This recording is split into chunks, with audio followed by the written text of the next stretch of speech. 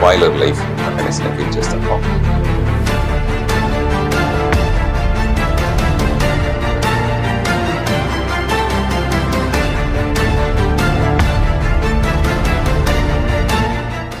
నమస్తే folks, welcome to my channel. Folks, మొదటి అడుగు వేసే ముందు 100 సార్లు ఆలోచించు. ఒక్కసారి అడుగేశాక 100 మంది వెనక్కి లాగినా వెనుదిరిగి చూడకు. అసలు నేను ఈ మాట చెప్పడానికి గల కారణం డైరెక్టర్ శ్రీకాంత్ అడ్డాల కాంట్రవర్సీయే. సినిమా ఇండస్ట్రీలో హీరో హీరోయిన్లు, డైరెక్టర్లు, ప్రొడ్యూసర్ల మధ్య ప్రేమాయణాలు, పెళ్లిళ్లు, బ్రేకప్లు సర్వసాధారణం. అయితే పెళ్ళై పిల్లలున్న వ్యక్తులు ఇలాంటి ఎఫ్ఐఆర్ కాంట్రవర్సీలో ఇరుక్కున్నప్పుడు మాత్రం విషయం కాస్త సీరియస్ అయి గొడవలు, పంచాయతీలు, కోర్టులో విడాకుల వరకు వెళ్తుంటాయి. ఇదే కోవలో తాజాగా తెలుగు టాప్ డైరెక్టర్ లో ఒకరైన శ్రీకాంత్ అడ్డాల కోలీవుడ్ కి చెందిన ఒక హీరోయిన్ తో సహజీవనం చేస్తున్నట్లు వార్తలు రాగా, ఆ వార్తలకి ఆద్యం పోసినట్లు రీసెంట్ గా తమిళ నటుడు డైరెక్టర్ అయిన పార్థిబన్ ఒక ఇంటర్వ్యూలో పాల్గొని శ్రీకాంత్ అడ్డాలకి ఒక నటితో ఏర్పడిన సన్నిహిత్యం కారణంగా అతని భార్య బలవన్మరణానికి పాల్పడిందని చెప్పడంతో ఇప్పుడు ఈ వార్తలు అన్ని చోట్ల హల్చల్ అవుతున్నాయి. నిజంగానే శ్రీకాంత్ అడ్డాల ఆ హీరోయిన్ తో సహజీవనం చేస్తున్నాడా? పార్థిబన్ వ్యాఖ్యల్లో ఎంతవరకు నిజముంది? శ్రీకాంత్ అడ్డాల డేట్ చేస్తున్న ఆ హీరోయిన్ ఎవరు? సీతమ్మ వాకిట్లో సిరిమల్ల చెట్టు మూవీతో బ్లాక్ బస్టర్ హిట్ ఇచ్చిన శ్రీకాంత్ అడ్డాలకి ఇప్పుడు సినిమా ఇండస్ట్రీలో ఎందుకు ఛాన్సులు రావట్లేదు అనే నమ్మలేని నిజాల్ని ఈ వీడియోలో చెప్పడానికి నేను ప్రయత్నిస్తాను. మీరు మాత్రం ఈ వీడియోని పూర్తిగా చూడండి. ఎన్నో టీ రుచులతో మీరు అలసిపోయి ఉంటారు. అందుకే మీకోసం బేబర్ చాక్లెట్ ని తీసుకొస్తున్నాం. ఇది రుచికి రుచి, ఆరోగ్యానికి ఆరోగ్యం. ఇందులో ఉండే ఫ్లవనాయిడ్లు రక్తనాళాలని వృద్ధి చేసి గుండె ఆరోగ్యాన్ని పెంచుతుంది. చాక్లెట్ టీ తాగడం ద్వారా ఒంట్లో కొవ్వు పెరగడాన్ని నియంత్రిస్తూ మతిమరుపుని కూడా తగ్గిస్తుంది. స్క్రీన్ పై కనిపిస్తున్న కూపన్ కోడ్ ని ఉపయోగిస్తే ఫస్ట్ 20 ఆర్డర్స్ కి 20% డిస్కౌంట్ దొరుకుతుంది. త్వరపడండి. ఇప్పుడు అమెజాన్, ఫ్లిప్కార్ట్ లో కూడా అవైలబుల్ గా ఉన్నాయి. కానీ మన వెబ్సైట్ లో ఆర్డర్ చేసుకుంటే మంచి ఆఫర్స్ ఉన్నాయి. శ్రీకాంత్ అడ్డాల ఇతను 1976 సెప్టెంబర్ 19న ఆంధ్రప్రదేశ్లోని రేలంగిలో ఒక మధ్యతరగతి కుటుంబంలో జన్మించాడు. తండ్రి కే అడ్డాల, తల్లి లక్ష్మి. ఇతనికి ఒక అన్నయ్య, ఒక చెల్లెలు కూడా ఉన్నారు. ఇక ఇతని తండ్రి ఎన్రోల్మెంట్లో ఎగ్జిక్యూటివ్ ఆఫీసర్గా పనిచేస్తే తల్లి హౌస్ వైఫ్గా ఉండేది. శ్రీకాంత్ తన స్కూలింగ్ని రేలంగిలోని ప్రాథమిక పాఠశాలలో చదివాడు. చదువుల్లో చురుగ్గా ఉన్న శ్రీకాంత్ ఇంటర్ చదివేటప్పుడు వీధి నాటకాలు, కాలేజీలో జరిగే ప్లేస్ని చూసి బాగా ఇంప్రెస్ అయి తనకి కూడా యాక్టింగ్ పై ఇంట్రెస్ట్ ఏర్పడింది. అలా ఒక నాటకాల ట్రూప్లో జాయిన్ అయి వీధి నాటకాల్లో నటిస్తూ అనేక కాంపిటీషన్స్లో కూడా తన టీంతో పాల్గొని తనే డైరెక్టర్గా, యాక్టర్గా చేస్తూ ప్రైజెస్ని కూడా గెలవడంతో సినిమాల్లోకి వెళ్ళి తన టాలెంట్ని ప్రూవ్ చేసుకోవాలనుకునేవాడు. కానీ ఇతని తండ్రి ఎడ్యుకేషన్ పూర్తయ్యేంత వరకు ఎక్కడికి వెళ్ళకూడదని చెప్పడంతో శ్రీకాంత్కి వేరే దారి లేక లయోలా కాలేజీలో బీఎస్సీ డిగ్రీలో జాయిన్ అయ్యాడు. ఇక అలా రోజు రోజుకి తనకి సినిమాలపై ఇంట్రెస్ట్ పెరిగి ఎంఎస్సీ చేసే వంకతో హైదరాబాద్లోని యూనివర్సిటీలో జాయిన్ అయి సినిమాల్లో యాక్టర్ అవ్వడానికి ట్రై చేయడం మొదలెట్టాడు.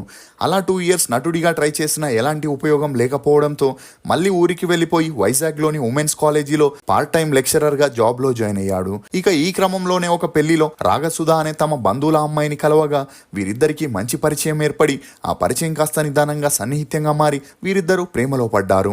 కానీ వీరిద్దరూ తమ రిలేషన్ ఎవరికీ చెప్పకుండా సీక్రెట్ గా మెయింటైన్ చేసేవారు. ఇదిలా ఉంటే తనకి నచ్చని జాబ్ చేయడం ఇష్టం లేని శ్రీకాంత్ తన తల్లిదండ్రుల దగ్గర 2 ఇయర్స్ టైం అడిగి హైదరాబాద్ కి వచ్చి యాక్టర్ గా కాకుండా తనకున్న నాటకాల డైరెక్షన్ ఎక్స్పీరియన్స్ తో డైరెక్టర్ అవ్వాలని డిసైడ్ అయి 2002లో హైదరాబాద్ కి రావడం జరిగింది.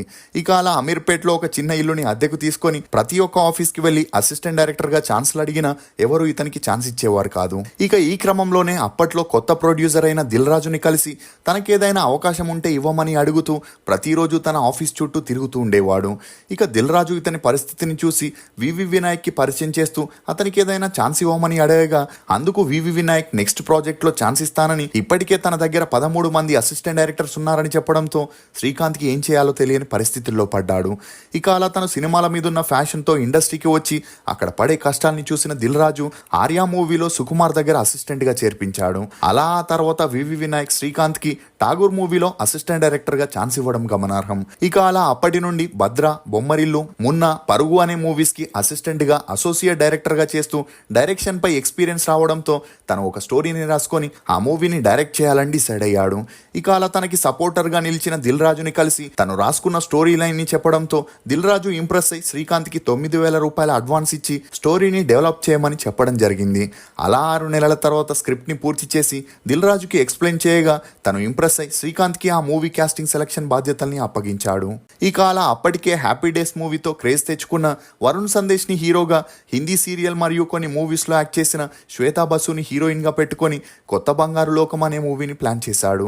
అలా ఈ మూవీ భారీ ఎక్స్పెక్టేషన్స్ తో 2008 అక్టోబర్ 9న రిలీజ్ అయి సూపర్ హిట్ అయి శ్రీకాంత్ అడ్డాలకి మంచి గుర్తింపు వచ్చింది. ఇక మొదటి మూవీయే సక్సెస్ అవ్వడంతో శ్రీకాంత్ తన ప్రేమ విషయం ఇంట్లో వారికి చెప్పగా వారు అందుకు ఒప్పుకోవడంతో 2011 మే 5న శ్రీకాంత్ రాగసుధ ఘనంగా పెళ్లి చేసుకుని ఒకటయ్యారు. ఇక పెళ్లి తర్వాత ఫ్యామిలీతో హైదరాబాద్కి వచ్చి సెటిల్ అవ్వగా వీరి అన్యోన్య సంసారానికి గుర్తుగా ఆనందవల్లి అనే అమ్మాయి జన్మించింది. ఇదిలా ఉంటే రెండో మూవీ స్టోరీని రాసుకొని దిల్ రాజుకి చెప్పగా అది అతనికి బాగా నచ్చడంతో వెంకటేష్, మహేష్ బాబులని హీరోలుగా తీసుకొని 40 కోట్ల బడ్జెట్తో సీతమ్మ వాకిట్లో సిరిమల్లె చెట్టు అనే మూవీని చేయగా ఈ మూవీ 2013లో రిలీజ్ అయ్యి 50 కోట్లని కలెక్ట్ చేసి సూపర్ హిట్ అయింది. ఇక ఇదే సమయంలో మెగా ఫ్యామిలీ వరుణ్ తేజ్ ని లాంచ్ చేసేందుకు అప్పటికే పూరి జగన్నాథ్, వివి వినాయక్ లాంటి వారిని సంప్రదించిన వారు వరుణ్ కి సెట్ అయ్యే స్టోరీని ఇవ్వకపోవడంతో అదే సమయంలో వరుసగా 2 హిట్లు ఇచ్చిన శ్రీకాంత్ అడ్డాలని కాంటాక్ట్ అవ్వగా తన దగ్గరున్న ముకుంద స్టోరీ మెగా ఫ్యామిలీ అందరికీ నచ్చడంతో ఆ మూవీని భారీ బడ్జెట్ తో షూట్ చేయడం జరిగింది. అలా 2014 డిసెంబర్ 24న రిలీజ్ అయ్యి హిట్ అవ్వడంతో శ్రీకాంత్ కి హ్యాట్రిక్ హిట్స్ వచ్చాయని చెప్పొచ్చు. ఇక ఈ సక్సెస్ లతో మహేష్ బాబు శ్రీకాంత్ అడ్డాల మీద పూర్తి నమ్మకం పెట్టి తనే ప్రొడ్యూసర్ గా 75 కోట్ల బడ్జెట్ తో బ్రహ్మోత్సవం అనే మూవీని ప్రొడ్యూస్ చేయడం జరిగింది. అలా ఈ మూవీ 2016 మే 20న భారీ ఎక్స్పెక్టేషన్స్ తో రిలీజ్ అయి 50 కోట్లని కలెక్ట్ చేసి ఫ్లాప్ అయింది. ఇక అప్పటి వరకు వరుసగా హిట్లతో దూసుకుపోయిన శ్రీకాంత్ ఈ ఫ్లాప్ ని జీర్ణించుకోలేక మానసికంగా కృంగిపోయి సినిమాలకి బ్రేక్ ఇచ్చాడు. అలా చాలా మంది ప్రొడక్షన్ వారు సినిమాల్లో ఇవన్నీ కామనేనని, అదంతా పట్టించుకోవద్దని, మళ్ళీ వచ్చి సినిమా చేయమని అడ్వాన్స్ ఇచ్చేందుకు ముందుకు వచ్చిన ఆ ఫ్లాప్ తో ఆలోచనల్లో పడ్డ శ్రీకాంత్ అడ్డాల సైలెంట్ అయ్యాడు. ఇక అలా 5 సంవత్సరాలు బ్రేక్ తీసుకొని శ్రీకాంత్ మళ్ళీ కంబ్యాక్ ఇస్తూ ప్రొడ్యూసర్స్ ని, హీరోస్ ని కలిసిన ఎవరు ఇతనితో మూవీ చేయడానికి ముందుకు రాలేదు. దీంతో చేసేదేమీ లేక అప్పటికే తమిళ్లో రిలీజ్ అయి హిట్ అయిన అసురన్ మూవీ రీమేక్ రైట్స్ ని తీసుకొని ముందుగా సురేష్ బాబుని కాంటాక్ట్ అవ్వగా అతనికి ఆ మూవీ బాగా నచ్చి వెంకటేష్ ని హీరోగా పెట్టి తీయాలని ఫిక్స్ అయ్యాడు. ఇక అలా నారప్ప మూవీ షూటింగ్ కంప్లీట్ అయ్యాక రిలీజ్ చేద్దాం అనుకున్నప్పుడే కరోనా రావడం, లాక్డౌన్ పడడంతో సురేష్ బాబు ఈ మూవీని థియేటర్లో కాకుండా 30 కోట్లకి అమెజాన్ ఓటీటీకి అమ్మేశాడు. దీంతో శ్రీకాంత్ అడ్డాల మరింత కృంగిపోయాడు. ఎందుకంటే తను మళ్ళీ ఇండస్ట్రీలోకి కంబ్యాక్ ఇవ్వాలని నారప్ప మూవీని చేయగా అది డైరెక్ట్ గా ఓటీటీలో రిలీజ్ అవ్వడంతో తన కెరియర్ కి ఫుల్ స్టాప్ పడింది అనుకున్నాడు. ఇక అతను అనుకున్నట్లే ఆ తర్వాత ఏ ప్రొడక్షన్ వారు శ్రీకాంత్ అడ్డాలతో మూవీ చేసేందుకు ముందుకు రాకపోవడంతో కొన్నాళ్ళు బ్రేక్ తీసుకొని పెదకాపు అనే మూవీ స్టోరీని రాసుకొని జూనియర్ ఎన్టీఆర్, ప్రభాస్, అల్లు అర్జున్ని కలిసి ఆ స్టోరీని చెప్పిన ఎవరూ కూడా ముందుకు రాకపోవడంతో కొత్త క్యాస్టింగ్ తో ఆ మూవీని చేయాలని డిసైడ్ అయ్యాడు. ఇక అలా ఆర్టిస్టులని వెతికే క్రమంలోనే ఆ మూవీలో సెకండ్ హీరోయిన్ గా బ్రిగీడా సాగా అనే తమిళ యాక్ట్రెస్ ని సెలెక్ట్ చేశాడు. అలా ఈ మూవీ షూటింగ్ జరిగేటప్పుడు బ్రిగీడా సాగాకి శ్రీకాంత్ కి మంచి పరిచయం పెరిగి ఆ పరిచయం కాస్త నిదానంగా సన్నిహిత్యంగా మారింది. ఇక ఈ బ్రిగీడా సాగా గురించి చెప్పాలంటే ఈమె 2000 సంవత్సరం జనవరి 14న చెన్నైలో ఒక మధ్యతరగతి క్రిస్టియన్ ఫ్యామిలీలో జన్మించింది. తండ్రి యాంటోనీ ఫిలిప్స్, తల్లి కళ్యాణి. ఈమెకి ఒక తమ్ముడు కూడా ఉన్నాడు. ఇక ఈమె తండ్రి సీరియల్స్, సినిమాల్లో చిన్న చితక పాత్రలు చేస్తే తల్లి ఒక పొలిటీషియన్ దగ్గర పిఏగా పనిచేస్తుండేది. ఇదిలా ఉంటే బ్రిగీడా తన తండ్రితో కలిసి చిన్నప్పటి నుండి షూటింగ్ కి వెళ్లడంతో ఈమెకి కూడా యాక్టింగ్ పై ఇంట్రెస్ట్ ఏర్పడింది. అలా తన తల్లికి కూతురు సినిమాల్లో నటించడం నచ్చకపోయినా తండ్రి సపోర్ట్ చేయడంతో బ్రిగీడా సినిమాల్లోకి వెళ్లాలనుకుంది. ఇక ఈమె లయోలా కాలేజీలో విస్కామ్ కమ్యూనికేషన్ కోర్సుని పూర్తి చేసి మరోవైపు సినిమా, సీరియల్స్ లో ట్రై చేసిన ఎవరు ఈమెకి ఛాన్స్ ఇవ్వకపోవడంతో యూట్యూబ్ లో ఆహా కళ్యాణం అనే వెబ్ సిరీస్ లో యాక్ట్ చేసేందుకు ఒప్పుకుంది. ఇక అందులో ఈమె పవి టీచర్ అనే పాత్రని పోషించగా అందులో ఈమె యాక్టింగ్ జనాలకి బాగా నచ్చడంతో బయట కూడా ఈమెను పవి టీచర్ అని పిలవడం మొదలెట్టారు. ఇక అలా ఆ వెబ్ సిరీస్ చేయగా వచ్చిన ఫేమ్ తో ఈమెకి విశాల్ నటించిన అయోగ్య మూవీలో ఒక సపోర్టింగ్ క్యారెక్టర్ ని చేసే ఛాన్స్ వచ్చింది. అలా ఆ మూవీ హిట్ అయి బ్రిగీడా పాత్రకి మంచి గుర్తింపు రావడంతో తమిళ అర్జున్ రెడ్డి మూవీలో ఫ్రెండ్ క్యారెక్టర్ చేయడం జరిగింది. అలా మాస్టర్, విల్లు అనే మూవీస్ లో చేసిన బ్రిగీడాకి మాత్రం హీరోయిన్ అవ్వాలనే ఇంట్రెస్ట్ ఉండడంతో ఆ తర్వాత వచ్చిన సపోర్టింగ్ రోల్స్ ని రిజెక్ట్ చేయడం మొదలెట్టింది. దీంతో ఈమెకి పూర్తిగా ఛాన్సులు రావడం ఆగిపోవడంతో తనకి వేరే దారి లేక పార్థిబన్ దగ్గర అసిస్టెంట్ డైరెక్టర్ గా జాయిన్ అయింది. అలా అప్పటి నుండి వీరిద్దరూ కలిసి షూటింగ్, పార్టీస్, ఫంక్షన్స్ అని వెళ్లడంతో వీరిద్దరి గురించి నానా కథనాలు బయటికి వచ్చాయి. అయినా అదంతా పట్టించుకోకుండా పార్థిబన్ తను తీస్తున్న 20 నీళ్ళలనే మూవీకి బ్రిగీడాని మొదట్లో అసిస్టెంట్ డైరెక్టర్ గా అపాయింట్ చేసిన ఆ తర్వాత వీరిద్దరికి పెరిగిన మంచి సన్నిహిత్యం కారణంగా పార్థిబన్ ఆ మూవీలో ఈమెకి హీరోయిన్ గా ఛాన్స్ ఇచ్చాడు. చేశాడు. అంతేకాకుండా ఈ మూవీలో న్యూడ్ సీన్స్, బోల్డ్ సీన్స్ ఉండడంతో తన తల్లిదండ్రులు వద్దని చెప్పిన బ్రిగీడా వారి మాటల్ని పట్టించుకోకుండా ఆ మూవీలో యాక్ట్ చేయడం జరిగింది. అలా ఈ మూవీ 2022 జూలై 15న రిలీజ్ అయి కమర్షియల్గా అంతలా ఆడకపోయినా ఆ మూవీలోని పాటల్ని పాడినందుకు గాను శ్రేయా ఘోషాల్ బెస్ట్ సింగర్గా నేషనల్ అవార్డుని అందుకుంది. ఇక ఆ మూవీలో ఈమె చేసిన యాక్టింగ్కి గాను హీరోయిన్గా ఛాన్సులు వెతుక్కుంటూ వచ్చాయి. కానీ పార్థిబన్ ఆ మూవీస్ని చేయకూడదని చెప్పడంతో బ్రిగీడా అతనితో ఉన్న రిలేషన్కి ఫుల్ స్టాప్ పెట్టేసి తన కెరియర్ వైపు దృష్టి పెట్టింది. ఈ క్రమంలోనే తెలుగులో సింధూరం అనే మూవీ ద్వారా ఎంట్రీ ఇచ్చిన బ్రిగీడా శ్రీకాంత్ అడ్డాల కొత్త వారితో మూవీ చేస్తున్నారని ఆర్టిస్ట్ కోఆర్డినేటర్ ద్వారా తెలుసుకొని ఆడిషన్లో పాల్గొనగా ఈమె టాలెంట్ నచ్చి శ్రీకాంత్ తనని సెకండ్ హీరోయిన్గా ఫిక్స్ చేశాడు. అలా ఈ మూవీ షూటింగ్లో వీరిద్దరూ సన్నిహిత్యంగా ఉంటున్నారని తెలుసుకున్న శ్రీకాంత్ అడ్డాల భార్య రాగసుధ గారు తరచూ ఇదే విషయంపై అతనితో గొడవలు పడడంతో శ్రీకాంత్ తన మకాన్ని చెన్నైకి మార్చేశాడు.